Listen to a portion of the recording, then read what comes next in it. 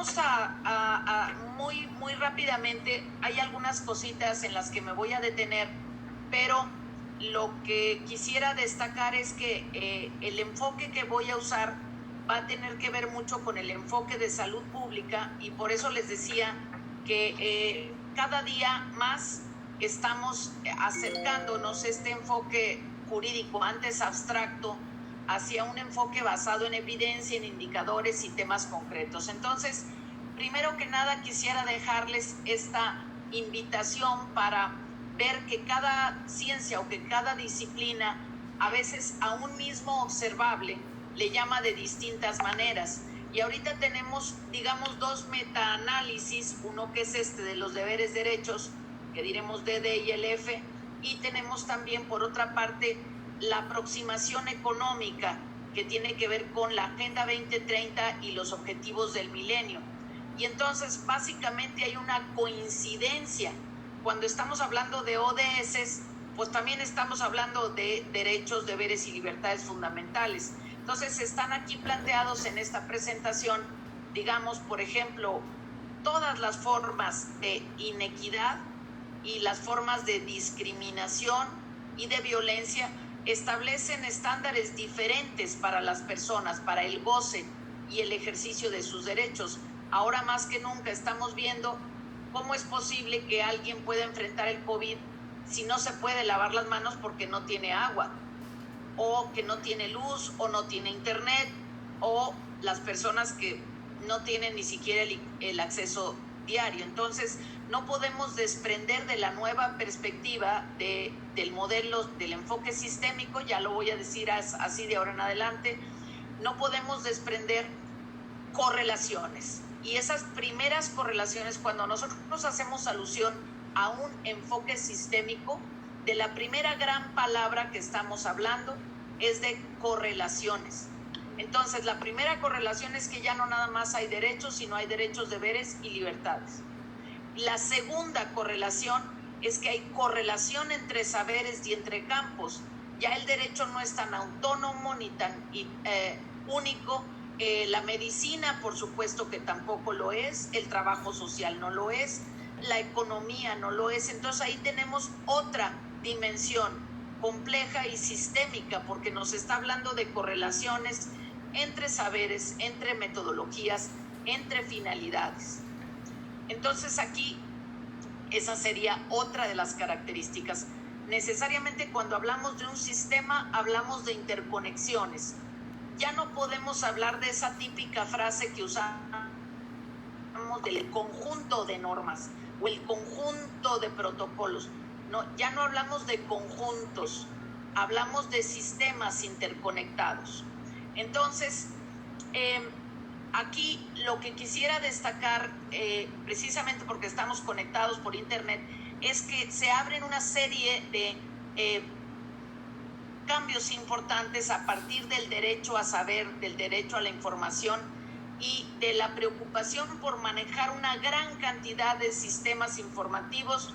No sabemos a cuál encuesta, a cuál base de datos hacerle caso, si estamos bien con el número de respiradores que tenemos o no estamos bien, si eso garantiza un derecho o no lo garantiza, y los grados de responsabilidad frente a ello.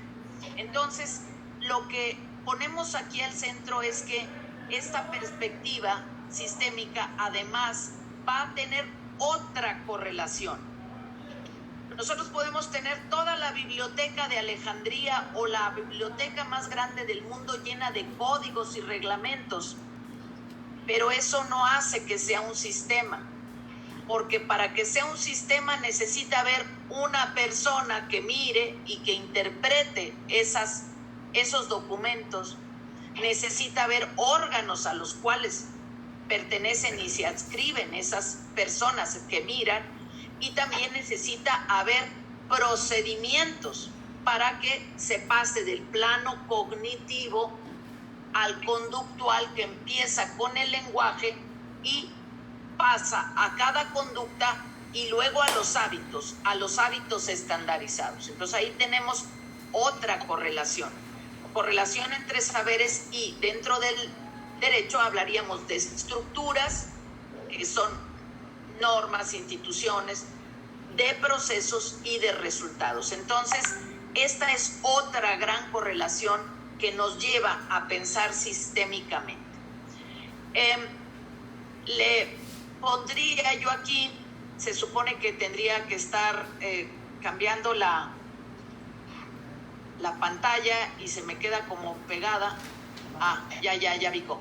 Bien, entonces aquí hablamos de una complejidad que podemos ver perfectamente con la inter, multi y transdisciplina que, por ejemplo, nos presenta el ámbito de la salud, objetivo de desarrollo número 3, derecho consagrado en el artículo 4, junto con la alimentación, con el acceso al agua, con la vivienda, porque sin todas esas condiciones la salud no es posible. Entonces, aquí vemos la transdisciplina, la interdisciplina y la complejidad de saberes que implica el equipo médico. Por ejemplo, trabajadores sociales, terapeutas, fisioterapeutas, primera especialidad, primer nivel, segundo nivel, tercer nivel, trabajadores sociales, antropólogos, bioestadistas, internistas, toda la multiplicidad que implica el personal de salud.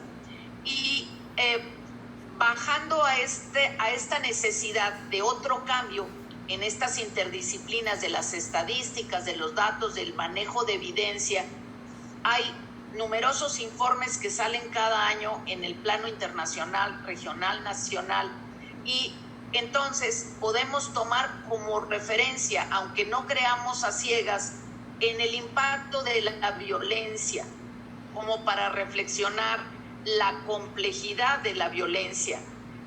Con cada metro cuadrado de densidad entre personas, los conflictos también aumentan los conflictos por la escasez y la distribución de recursos. Y entonces, si vemos porcentajes, por ejemplo, hablando del reciente día de las parteras y las enfermeras, bueno, por ejemplo, más del 70%, en algunos casos el 90% de cuidadoras son mujeres.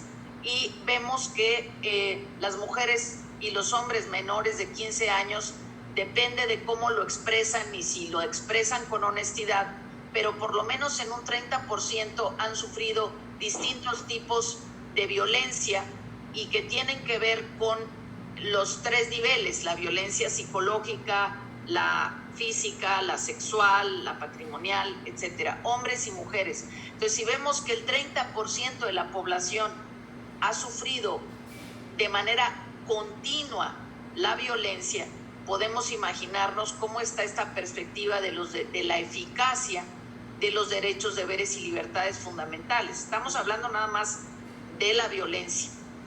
Y con esta misma infografía de la Organización Mundial de la Salud, de la UNODC, pensemos cómo está impactando o potenciándose con esta situación del confinamiento global. ¿Qué está pasando al interior? Si antes decíamos que la violencia doméstica y violencia familiar era una epidemia, pues sería muy importante que pensemos en las múltiples violencias que están existiendo en este momento contra personal de salud, contra los niños, las niñas y los adolescentes, contra, las personas que están ahora obligadas a convivir 24/7 y las carencias comunicativas que tenemos de manera ordinaria y que de pronto se ven en una olla de presión. Entonces, aquí podríamos plantear, por ejemplo, como un dilema, aunque tenemos todo un marco de protección de niños, niñas y adolescentes muy claro, muy detallado, podríamos hablar del dilema de la noción disciplinaria. ¿Qué es lo que una persona, un cuidador que está criando a alguien, tiene derecho de hacer o no? ¿Qué está pasando en este confinamiento con ese derecho disciplinario? ¿Cómo es que se está manejando en la representación social de las personas? ¿Cómo está creciendo la capacidad punitiva o qué está sucediendo con ella? Y en quién están recayendo todos estos nuevos tipos de cuidados. Entonces, como vemos, es algo muy complejo, pero lo que quiero dejarles claro es que dependiendo del área en la que nos asomemos, pues vamos a ver que podemos empezar con una prevalencia de violencia del 20%, pero podemos encontrar 60, 70, 90%. El tema de no quiero dañar susceptibilidades, pero, por ejemplo, está muy bien documentado que los agresores sexuales lo son en un 80%, 70, 80%. Entonces, como un dato para quienes dicen que no creen en el COVID o que no creen en la violencia de género, bueno, todo esto está muy documentado, ¿no? Y aquí una de las cosas que quisiera como dejar planteada para esta perspectiva de abandonar ya el paradigma más genérico de derechos humanos, pues es justamente como todo, al final, toda esta violencia finalmente se multiplica o se intersecciona en la salud mental, porque finalmente todo, si no tenemos esta gestión y esta educación emocional, todo finalmente va a repercutir o a multiplicarse allí, en la salud mental. Y si a esto le agregamos todas las enfermedades relativas al consumo de sustancias, y por ahí recientemente les circulé un documental absolutamente científico y bien fundamentado respecto a las relaciones entre la nutrición normal y el funcionamiento del cerebro, todas estas vías dopaminérgicas, de cortisol, los aminoácidos, con la comida normal se alteran. De manera, por ejemplo, está comprobado que toda la comida chatarra tiende a generar una serie de modificaciones rápidas, inmediatas, en el mismo día, sobre la conducta de las personas y sobre su funcionamiento cerebral. Entonces, ustedes imagínense lo que pasa con la violencia o con el comportamiento sexual cuando hay consumos de sustancias. Entonces, ahí todo el panorama de las condiciones externas e internas de la persona va a cambiar. Bueno, yo lo que voy a hacer hoy es dejar estas líneas entonces de por qué se necesita el enfoque sistémico, y voy a ir narrando. Ahorita por lo pronto he dicho varias correlaciones que implican la necesidad del enfoque sistémico, y en un momentito más, para que se animen a tomar notas, con mucho gusto voy a preguntar si más o menos las están anotando. Bueno, la complejidad de los tiempos de los calendarios es otra cuestión que tiene que ver con un eje, que lo vamos a ver en un momentito en un esquema, que tiene mucho que ver con la forma en cómo se construye la interpretación jurídica, y supongo que también, desde luego, en todos los diagnósticos médicos, que son lo que los abogados llamamos las circunstancias de tiempo, modo y de lugar. Las circunstancias de modo son muy complejas porque son muchas, pero tenemos también las circunstancias de tiempo y de lugar. ¿Cómo está viviendo la pandemia Italia? ¿Cómo la está viviendo Nueva Zelanda, que ya prácticamente son superdisciplinados y ya están saliendo? ¿Cómo la vamos a vivir aquí en Chiapas, en Tabasco o en Iztapalapa? ¿Cómo se van a vivir?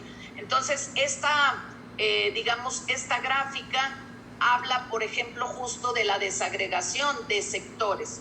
Y entonces, si alguien está haciendo un metaanálisis de cómo va a evolucionar la economía mexicana, pues no puede tomar nada más la línea verde de un sector, o no puede tomar la línea roja, sino tienen que hacer ecuaciones ya muy alfamatemáticas para hablar de promedios. Entonces, cuando uno ve un caso aislado y piensa, este es un dilema o este es un problema, sin haber consultado primero la plataforma normativa jurídica y ciertos estándares internacionales, pues puede pensar que no hay solución o que es muy difícil, pero ahora justamente estamos llenos de métricas que nos hacen parámetros o normas de estas grandes diversidades. Aunque parezcan muy disparatadas, la complejidad está reducida por el uso de modelos matemáticos y de inteligencia artificial que ahora ya se está aplicando inclusive en las resoluciones judiciales, a través de nuevos manejos del sistema de la Suprema Corte, de la Corte Interamericana de Derechos Humanos y otras más. Pero esta gráfica es muy ilustrativa en ese sentido, porque aquí vemos cómo están varios sectores que evolucionan con picos y crestas de manera diferente, pero al final esto se refleja en análisis matemáticos y métricas comunes. Otro elemento entonces de la sistémica es esta confluencia y este contexto a partir de circunstancias de tiempo, modo y lugar. No todos tenemos los mismos horarios, no todos tenemos los mismos calendarios. Una persona de 18 años puede tener gran juventud y lo que sea, pero puede tener diabetes, puede tener obesidad y entonces su comorbilidad lo hace más susceptible a una evolución rápida del COVID. Entonces aquí estas circunstancias son importantes. Este otro aspecto cognitivo, digamos, tiene que ver con toda la psicología positiva y de cuán diferente cualitativamente puede una persona percibir riesgos o puede naturalizar las violencias. Y entonces aquí tenemos esta otra dimensión sistémica de la persona que tiene un reflejo directo en el concepto de salud biopsicosocial, biofísica del cuerpo, psicológica individual y psicológica social. Y entonces aquí tenemos que alguien puede confundir el concepto de calidad de vida, que es muy métrico, muy estandarizado, con muchos elementos muy claros, con el concepto de bienestar, como la Constitución boliviana, el buen vivir. El bienestar es un concepto eminentemente subjetivo, sociológico, y la calidad de vida es un estándar métrico cuantitativo.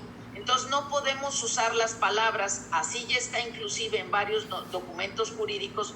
Entonces aquí tenemos otra complejidad que deriva de las disciplinas y de las diferentes terminologías, pero que tiene en una sola persona los tres niveles, bio, psico y social.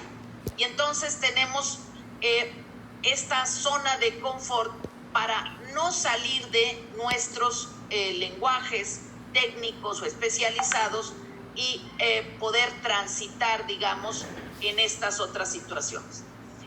Estas curvas, digamos, como para unas personas ahorita están desesperadas y requieren terapia por el confinamiento, y a otras personas la verdad están felices porque están eliminando desgaste, están conociendo a su familia o reconociendo a su familia, y entonces tenemos extremos en polarización.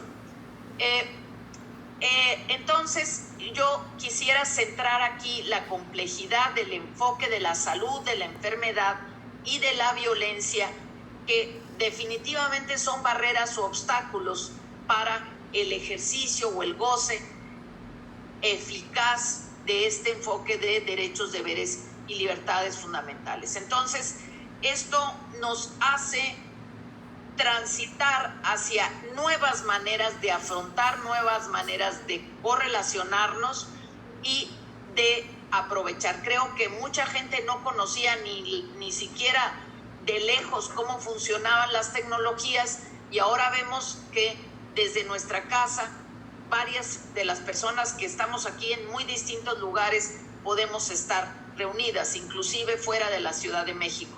Entonces, el tema del aprovechamiento y no la estigmatización de estas herramientas para hacer efectivo el derecho a saber, pues también implica nuevas complejidades, nuevas formas de interaccionar. Hay quien dice, yo no me puedo relacionar si no te tengo aquí de frente, pero eso también ya se acabó. Ahora vamos a transitar hacia también la telemedicina, hacia más líneas calientes especializadas para atender una serie de cuestiones por mandato de la reforma constitucional, que nos habla de aprovechar cualquier medida para la eficacia de los derechos. Y entonces tenemos la complejidad del reaprendizaje y normalmente ante nuevas propuestas de solución, pues hay resistencias. Y el enfoque de derechos-deberes, el enfoque sistémico, implica estos nuevos aprendizajes, innovación de las vías, aprovechamiento de nuevas cosas que sin duda van a abrir el espacio de los dilemas, porque como no estamos acostumbrados a interpretar y hacer, vamos a pensar que no sabemos qué hacer.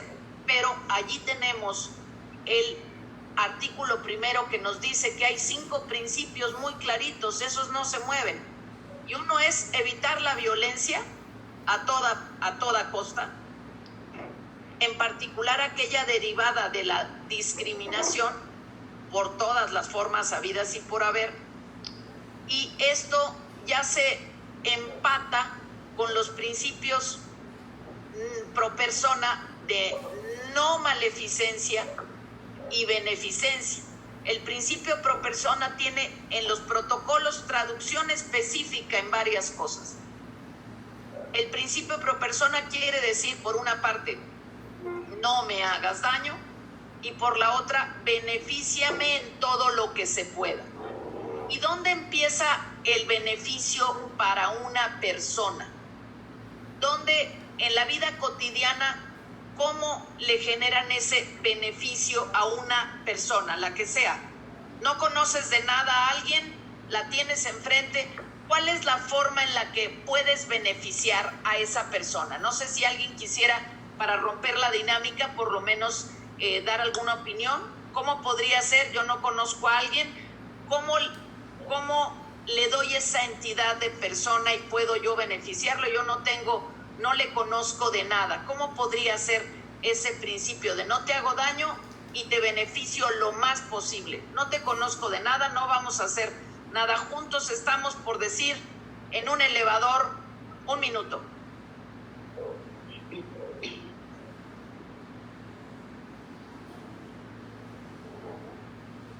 ¿Nadie se anima?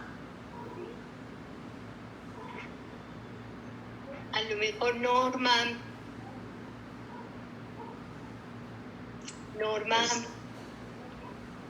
¿Alguna persona que se anime a decir cómo hacemos vivo, cómo damos la experiencia a ese principio pro persona?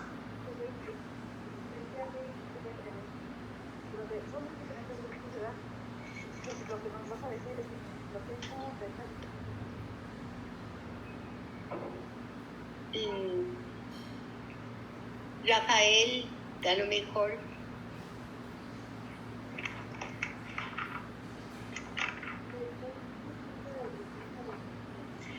Bueno, las feministas desde 1970 han venido desarrollando varias herramientas de análisis y constructos muy importantes. Por ahí una de ellas habla de las 3 R's. Y estas R's tienen que ver con el reconocimiento, con la representación y con la redistribución de recursos y de ingresos. Las 3 R's, ¿no? Entonces, lo primero que una persona necesita para tener una concreción a ese llamado principio de dignidad, pues es el reconocimiento, el que no pasen como si tú no existieras, ¿no? Entonces, todo esto tiene que ver con la teoría de la percepción. Entonces, te veo, te huelo, te toco, te siento, los 5 sentidos. Entonces, la primera forma de hacer efectivo el principio pro persona de una manera indubitable, y no tenemos que andar quebrándonos la cabeza, es, bueno, una mirada. Por eso se habla de la mirada de frente, el contacto visual, la escucha activa, sobre todo a las personas que están en crisis, que tienen cierto tipo de necesidades especiales. Entonces, así como esto, todos son indicadores en el enfoque sistémico. Entonces, estos indicadores empiezan por te veo, te oigo, te escucho. Entonces, tiempos para escucharte, tiempos para verte. No es como si no existieras, porque en ese momento niegas la dignidad de la otra persona. Y evidentemente, cuando se trata de un paciente y un paciente crítico, todo eso se incrementa en una proporción exactamente inversa a su debilidad o a su vulnerabilidad. Y entonces todo esto está estandarizado. Entonces, primero tenemos que partir de esos 5 principios: no violencia, no discriminación, universalidad, que es lo mismo, o sea, es universal porque no discrimina, el principio pro persona, pero también agregamos el principio del ambiente. Y entonces esto en una sola mención tenemos los 3 principios que se han conocido como precautoriedad, no maleficencia y beneficencia, en uno solo. Tienes que tomar todas las medidas, pero así de concretas y específicas. Otra de las cosas que quiero decirles es que tanto en el derecho como en todos estos evoluciones internacionales, en prácticamente todas las áreas hay glosarios ya establecidos. Entonces, una forma de gestionar esta enorme complejidad es atendiendo a la noción de la ley, a la noción de la norma, a la noción de la política pública, a la noción teórica que está en los diferentes cuerpos internacionales. Esto nos ayuda muchísimo a no asustarnos con esta cuestión. Bueno, todo el tema emocional nos lleva a ampliar la zona de debate y lo que llamamos o creemos que es un dilema. Este elemento me parece muy importante manejarlo porque hemos sugerido en distintas ocasiones el uso de una práctica, una técnica que la verdad empezó prácticamente muy temprano en el siglo XX, casi finales del XIX, que es el uso del semáforo, los llamados triajes, ¿no? Cómo vamos más o menos dando, en derecho llamamos la ponderación de un evento, de un impacto, de una consecuencia, pues siempre usando parámetros, referentes, indicadores y esta gran clasificación tan útil que es el triaje. Verde, rojo y amarillo, esto empezó a finales del siglo XIX, en muchas de las guerras, en la primera y en la segunda ya estaba estandarizado, entonces pues no es ninguna cosa nueva, aunque sí tiene una parte o un aspecto dinámico para que conforme vamos cambiando la identificación de patrones, estos patrones de la complejidad, pues vamos también a lo mejor reasignando un lugar en el triaje. Voy a poner, me gustaría poner en grande esta diapositiva, pero lo único que quiero, se ven miles de aspectos aquí, pero no nos tenemos que espantar ni mucho menos, sino que ver claramente que la codificación por colores es una técnica que nos ayuda también a gestionar la complejidad. Entonces aquí ustedes, aunque ven muchas rayas y relaciones y no ven nada de lo que dice ahí, bueno, este es un mapa que generó un equipo alrededor de 60 científicos sobre las ciencias de la complejidad. Y entonces no tenemos que ser Einstein para ver que hay colores que codifican ciertas ramas o ciertas líneas. Ajá. Y no sé si ven dónde tengo yo mi cursor. ¿Ven dónde tengo el cursor? ¿O no lo ven? Sí. Sí, bueno, se ve, doctora. Perfecto. Pues entonces aquí vemos, por ejemplo, una línea concreta que es esta amarilla que está aquí pesadísima y que tiene que ver con todos estos dueños de Facebook y de Google y que se manejan con pura inteligencia artificial y en 3 patadas con una orden tienen sistematizados millones de datos, lo que llamamos el Big Data. Y entonces nosotros nos hacemos bolas con 5 libros y con 6 criterios, ellos manejan toneladas porque usan sistemas matemáticos, algoritmos para ir seleccionando con ceros y unos toda la información que existe. Entonces tenemos todas esas ciencias específicas de la cibernética y el Big Data y por acá tenemos esta raya de las ciencias de la salud y el tema específico de la teoría general de sistemas, que es algo que en derecho no manejamos, pero nos vamos a tener que ver obligados porque este es el enfoque sistémico correlacional que nos habla de la necesidad de encontrar patrones y peso de las interacciones, a lo cual no estamos acostumbrados, pero que los médicos que tienen o el personal de salud que tiene un poquito más de uso habitual de este tipo de mecanismos, técnicas y metodologías,